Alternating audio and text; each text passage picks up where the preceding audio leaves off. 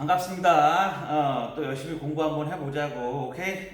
요번 수업은 55페이지 3.1운동의 배경에 대한 이야기인데 55, 56, 57페이지까지가 3.1운동에 대한 이야기가 나오고 있지. 그래서 선생님 요 얘기를 두 차시에 걸쳐서, 두 타임에 걸쳐서 나누어서 이야기를 할 건데 첫 타임은 이제 3.1운동에 대한 배경 이야기를 하고 하나 끊을 거고 다음 차시는 이제 3.1운동의 과정하고 결과에 대한 이야기를 할 거야. 오케이? 그렇게 나누어서 기억을 하고 있으면 돼. 일단은 3.1운동의 배경, 이제 55페이지 내용이 그 내용이야. 3.1운동이 왜 1919년 3월 1일 날 일어나게 됐는지에 대한 이야기인 건데 요 스토리를 좀 알고 있어야 전반적인 이 내용이 좀 이해가 갈 거야. 왜 1919년이고 왜 3월 1일이 됐는지 그 분위기를 좀 이해를 하자고. 일단 1919년이라는 해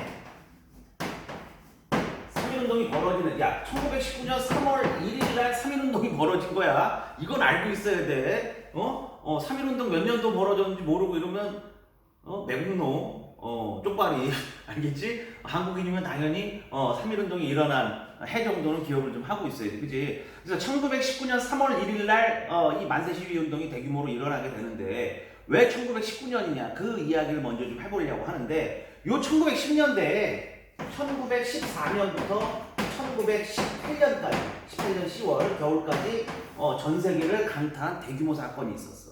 그게 뭐냐면 그게 제1차 세계대전. 이 제1차 세계대전은 나중에 세계사 때 공부할 기회가 있을지 모르겠는데 이 전 세계 전쟁의 패러다임 자체를 바꿔버렸어. 진짜 뭐 이 전쟁 그러니까 이전의 전쟁이라고 하는 건 사실은 뭐 전방에서만 싸우고 후방은 뒷부분은 그냥 일상생활 하는데 별 문제 없이 그냥 돌아가고 그런 분위기였다면 이 1차 세계대전부터가 지금 우리가 생각한 니네가 전쟁 그런 머릿속에 떠오르는 거 있잖아. 막 폭격 막 모든 나라가 쑥대밭대고 이런 식의 전쟁이 처음 어떻게 보면 시작된 게 제1차 세계대전이라고 할 수가 있다고.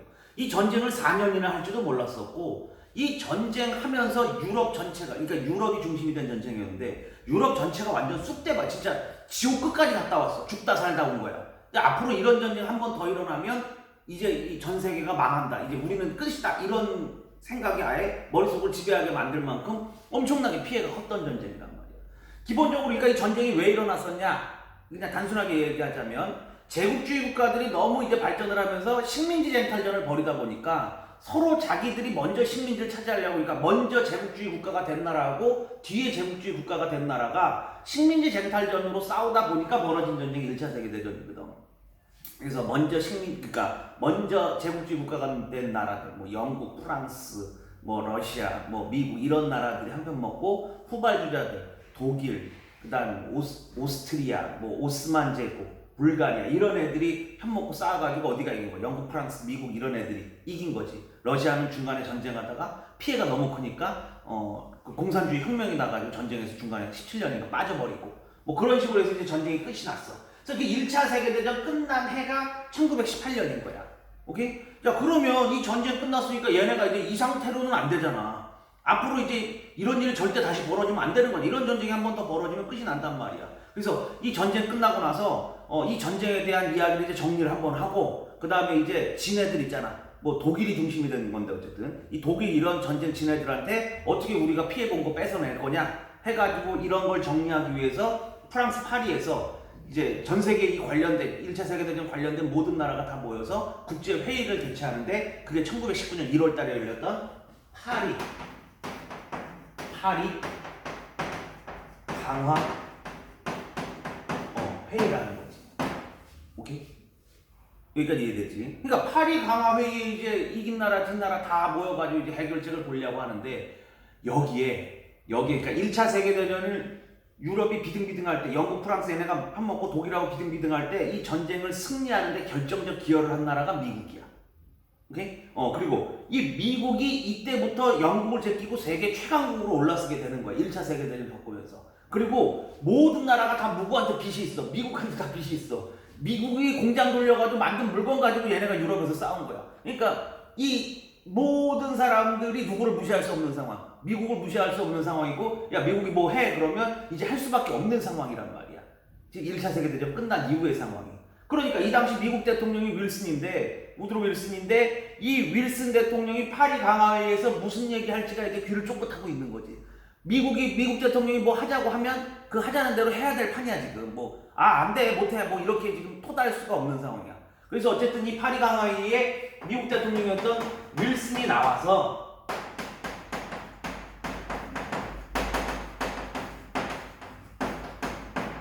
14개조 평화안이라는 걸 발표를 한 거야. 이제 1, 2, 3, 4, 한 14개 조항으로 된 앞으로 우리 이렇게 하자. 앞으로 이렇게 해가지고 싸우지 말고 사이좋게 지내자 해가지고 14개조 평화안을 이제 들고 딱 나타났는데 여기 뭐 중요한 내용이 되게 많아. 뭐 국제기구도 나오고 뭐 어쩌고 뭐 많이 나오는데 우리한테 할 때 중요한 얘기는 이 14개조 평화안 중에 하나가 뭐냐면 이게 지금 식민지 쟁탈전 때문에 벌어진 전쟁이잖아. 그러니까 이 식민지 문제를 어떻게 해결을 해야 돼. 식민지 문제를 그냥 이대로 두고 갈 수는 없는 상황인 거지. 그래서 식민지를 어떻게 해결을 해야 될 상황인데 미국은 사실 식민지 문제에서 좀 자유로운 게 뭐냐면 미국은 자기네 땅이 워낙에 넓고 개발 안 된 그 땅, 그렇잖아. 미국 뭐 땅이 어마어마하잖아. 식민지 가질 필요가 뭐 있어. 필리핀 같은 식민지는 사실 그냥 스페인한테 이기면서 그냥 가져간 거지. 미국이 막 식민지가 막 안타까워서 가져간 건 아니야. 어쨌든 미국은 식민지 입장에서 좀 자유로우니까 미국 애들이 와가지고 뭐를 발표하냐면 야, 이 식민지 정리하자 이제. 식민지 지배받고 있는 그 나라들한테 자율권을 주자. 걔들이 우리 독립해서 우리 살겠다 그러면 풀어주고, 그러니까 쉽게 얘기하면 그냥 식민지 이제 손 털자. 이런 식의 제안을 한 거야. 이거를 뭐라고 얘기를 했냐면 그 어느 나라든 그들의 일은 그들 민족 스스로가 결정하게끔 하자. 이렇게 이 사람이 얘기를 한 거야. 그래서 우리가 이거를 뭐라고 얘기하는 거야? 한문으로 써서. 이걸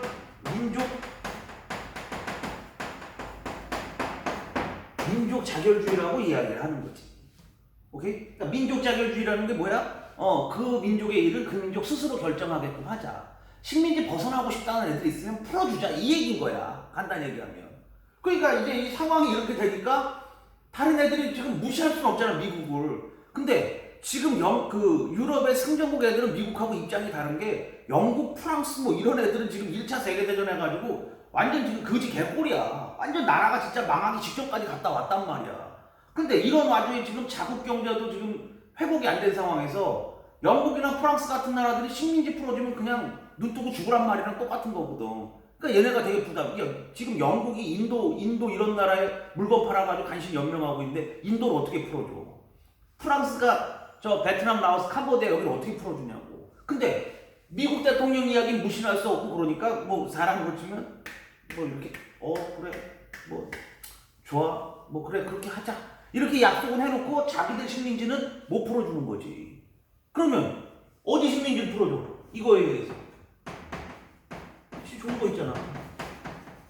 패전국 식민지들 독일 뭐 오스트리아 특히 오스만 제국 이런 애들이 엄청나게 넓은 땅 가지고 있었거든. 식민지 차지하고 얘네들 거 다 풀어주는 거야. 패전국 식민지를 독립을 시켜준 거야. 그러니까 나중에 어쨌든 결론적으로 보고 나니까 우리가 이걸 알고 있는 거지. 근데 뭐 패전국 식민지인지 뭔지 뭐 그 당시엔 아나? 그러니까 뭐 전 세계 모든 식민지들이 다 우리도 벗어나고 싶다 이런 분위기가 1919년 초부터 막 만들어지기 시작하는 거야. 전 세계적인 입장으로. 이해됐어? 근데 나중에 알고 봤더니 이게 결국은 누구 식민지만 풀어줬던 거야. 패전국들이 전쟁에서 진 나라들이 가지고 있었던 식민지들만 풀어주고 있었던 거지. 그러니까 우리는 슬프게도 해당 사항이 아니야. 왜냐면 1차 세계대전 때 일본은 뭐 주력 참전국은 아니지만 일본은 누구하고 연합을 하면서 영국하고 연합을 하면서 영일동맹 예전에 얘기했던 거 기억나나? 영국하고 연합을 하고 영국을 지원하고 이제 측면 지원식으로 이제 하면서 1차 세계대전의 승전국이야, 일본은. 그러니까 일본의 식민지였던 우리는 해당 사항이 없었던 거지. 그러니까 결론적으로 얘기를 하자면. 근데 상황이 이런 거는 뭐 나중 이야기인 거고 어쨌든 식민지들이 지금 풀어지고 있는 입장에서 보니까 우리도 이제 벗어날 절호의 찬스가 왔다 이렇게 볼 수 있는 거지. 그러니까 우리도 우리의 의사를 적극적으로 그러니까 무슨 말이 해야 되지? 민족 자결주의가 발표가 되고 실제 몇몇의 식민지들이 독립하고 있는 모습들이 보여지고 나니까 이때 당시 이제 전 세계 식민지를 겪고 있는 나라들이 대다수 우리도 벗어나고 싶다는 이런 이제 제스처를 이제 이런 메시지를 전 세계에 막 알리기 시작하는 그런 단계였고 우리도 그거에 맞춰서 1919년 초반부터 우리가 일제 식민지배로부터 벗어나고 싶다는 메시지를 이제 막 전 세계에 알리기 시작을 한 거지. 그러니까 우리도 활동을 시작해야 되는 거잖아. 그래서 우리의 노력이라고 쓸까? 표현이 좀 그런데. 우리도 이제 이런 거에 대해서 적극적으로 이제 이게 말이 안 돼. 우리도 적극적으로 이제 표현을 하기 시작하는 거지. 벗어나고 싶다는 표현을. 일단 몇 가지 있는데 일단 이 파리강화 회의에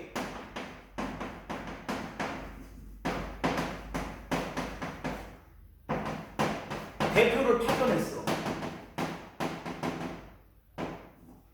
파리강화회의, 나라도 없는데 어떻게 파리강화회의에 대표를 파견해요? 그러니까 이런 거야. 우리가 독립운동 이제 1910년대부터 국외 독립운동 막 기지 건설하고 막 외부에서 많이 시작했다 그랬잖아. 이때 당시에 독립운동의 센터가 돼가던 곳, 그러니까 국제 외교의 센터가 돼가는 곳이 어디였냐면 중국의 상하이였거든. 중국 상하이가 중국이 지금 막 복잡함을 겪고 있던 와중에 프랑스가 뺏어간 도시가 돼요. 이제 거기가 이제 프랑스 초계지라 그래가지고 프랑스 관리 감독하에 있으니까 어느 정도 이제 평화와 이런 안전이 좀 보장이 된 거지. 그래서 이 당시 이제 많은 민족운동하고 이런 인사들이 이제 상하이에 많이 집결을 하게 되는데 이때 이제 30대, 40대의 주력 인사들을 중심으로 해가지고 상하이에 우리 독립운동을 하기 위한 이제 정치단체가 구성이 됐는데 그게 뭐냐면 그게 신한청년당이라는 단체야. 그러니까 지금 무슨 민주당, 국민의힘 이런 정당처럼 정당 형태로 우리가 처음 이제 젊다고 그래야 되나? 어쨌든 한 30대, 40대 이제 주력 독립운동 인사들, 여운형, 김구 선생님, 김규식 이런 사람들이 중심이 돼가지고 신한청년당이라는 이제 독립운동 단체를 만들고 그 신한청년당이 중심이 돼서 파리 강화회의에 대표를 파견을 한 거야. 파견되신 분이 김규식 선생님이 나중에 이제 이름 계속 나오는데 영어에 되게 능통했었어. 미국에서 공부하고 그래가지고 프린스턴 대학교 석사하고 막 그러죠. 어쨌든 이 김규식을 대표로 파견해서 파리 강화회의에 우리의 의사를 이제 계속 알리는 그런 작업을 했었던 거죠. 우리도 독립하고 싶다. 우리도 벗어나야 되겠다. 이런 메시지를. 그리고 1월달에 이제 만주에서 독립운동하던 단체들이 중심이 돼가지고 사실 이제 대종교 계열의 단체들인데 대종교라고 단군을 중심으로 한 신흥종교 있잖아. 그 대종교 중심 계열들이 만주에서 무장독립투쟁을 많이 하는데 그 무장독립투쟁하던 그 단체들이 중심이 돼가지고 대한독립선언이라는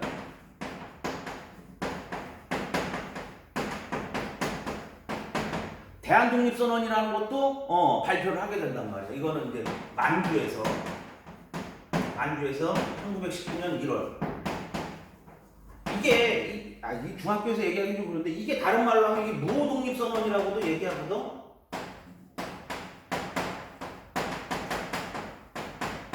무호년이 1918년이야. 그러니까 양력으로는 1919년 1월인데 우리 그 당시 이제 음력이 많이 쓰니까 음력으로는 1918년 12월이어가지고 그게 무호년일 거야 아마 내 기억이 맞다면. 그래서 그때 발표된 게 독립을 무호독립선언. 그러니까 3.1운동은 우리가 기미독립선언이라고 이야기하고 이게 19년이 기민년이니까 이 대한독립선언은 이제 1918년 음력으로 12월에 이루어졌다 그래서 무호독립선언이라고 얘기를 하는데 어쨌든 이런 거를 통해서 이제 우리가 독립의 의지를 막 밝히는 거지. 여기에 핵심 내용은 무장투쟁을 통해서 이거 그냥 기억해도 상식으로 이 내용은 이제 평화 이런 게 아니라 우리가 무장 독립 통해서 전투를 통해서 우리의 독립을 쟁취하겠다 막 이게 이런 메시지가 들어가 있는 거지. 오케이? 그리고 또 1919년 2월에 도쿄에서 이것도 대단한 거지. 도쿄에서 일본 식민지배 받는데 도쿄에 간 유학생들, 그러니까 엄청난 엘리트들일 거 아니야. 우리 민족 입장에서는 도쿄에 유학 갈 정도면, 그지? 그 도쿄 유학생들이 중심이 돼서 유학생? 자꾸 한글을 틀리네. 도쿄 유학생이 중심이 돼가지고 독립선언이 이루어지는데 이거는 28 독립선언이라고 이야기해. 2월 8일 날 있어가지고 그 밑에 니네 이제 그 인물 다가가게 나오겠지만 진짜 목숨 걸고 했던 거야. 얘들이 그 당시 이제 일본에 있었던 어쨌든 그 좀 도움 주는 종교계 인사들의 도움을 받아가지고 식민지배 받는 나라의 심장이었던 도쿄에서 젊은 대학생들, 유학생들이 모여가지고 자신들의 독립을 이야기할 만큼 목숨 내놓고 하는 거지. 이것도 정말 대단한 사건인 거야. 이 28 독립선언도. 어쨌든 이런 과정을 거쳐서 이제 우리도 우리 독립에 대한 의지, 우리도 벗어나고 싶다는 이제 민족 자결주의의 응답을 지금 막 하고 있는 분위기야. 그러니까 지금 외곽에서 막 벌어지고 있잖아. 우리 내부에, 그러니까 우리 빼앗긴 영토 내에서는 지금 조금 늦고 있지만 어쨌든 외곽에서 지금 막 이런 메시지들, 우리가 독립하고 싶다, 벗어나고 싶다는 이제 메시지들이 계속 가고 있으니까 우리 내부에서도 이제 우리 영토 내에서도 이제 우리도 이제 뭔가 준비해서 해야 되는 거 아니냐 하는 분위기가 무르익고 있었던 거지. 오케이, 말이 이해돼? 그러니까 우리도 1910년부터 지금 뭐 무단 통치해가지고 상당한 피로감이 쌓여 있잖아. 일본의 이런 강압적 지배 더 이상 우리도 견딜 수 없다. 그리고 민족 자결주의 영향으로 우리도 일본으로부터 벗어나고 싶다. 그 다음에 이제 해외에서 독립운동가 중심으로 이런 독립선언이 이어지고 있으니까 우리 내부에서도 우리 내부의 역량을 가지고 독립에 대한 의지를 강하게 한번 밝히는 이런 대규모 시위를 한번 해야 되는 거 아니냐 하는 이제 공감대가 형성이 돼가고 있었던 거지. 오케이? 그래서 그게 이제 종교계 중심으로, 종교 대표자들. 이 당시 이제 주도했던 건 천도교계. 천도교가 동학 얘기하는 거야, 동학. 오케이? 3대 교주였던 이제 손병희가 중심이 된 천도교계가 중심이 돼가지고, 천도교, 기독교, 불교. 이 세 세력이 연합을 해서 쓰기가 계속 그렇다. 어쨌든 그냥 내용만 좀 이해하면 되는데 연합이 돼서 국내에서 무언가 이제 대규모 이 독립에 대한 독립 선언을 하자는 이제 분위기가 막 무르익고 있었던 거야. 국내에서 뭔가 터지는. 오케이? 그러다가 이제 그런 계기가 생기게 되는 게 뭐냐면 고종의 사망이야. 오케이? 그래서 1919년 1월 22일, 그러니까 1월 22일이 공식인데 이것도 논란이 많아. 21일 날 밤에 죽었는데 일본이 속였다는 얘기도 있고 어쨌든 이런 얘기는 둘째치고 1919년 1월 22일 날 정말 사연도 많고 탈 많았던 군주, 마지막 군주였던 고종이 사망하게 된다. 그러면서 이제 이 이야기하고 같이 맞물리면서 이제 파괴력을 보이게 되는 거야. 그 말이? 그래서 지금 선생님이 55페이지 배경에 대한 이야기를 좀 이런 식으로 이제 나눠서 이야기를 해봤는데, 요 타임은 여기서 끊고 가고, 이제 고종의 독살 이야기하고 맞물리면서 국내에서의 독립운동 그 준비 과정에 대한 이야기, 그 다음, 이후의 흐름에 대한 이야기는 다음 타임에 지속하도록 할게. 오케이? 요 내용 잘 듣고 나서 55페이지 내용 한번 읽어보고, 다음 타임은 56, 57페이지로 연속 이어서 간다. 알겠지? 뭐 반응이 또 오랜만에 찍으니까 어색하네. 다음 타임에 보자.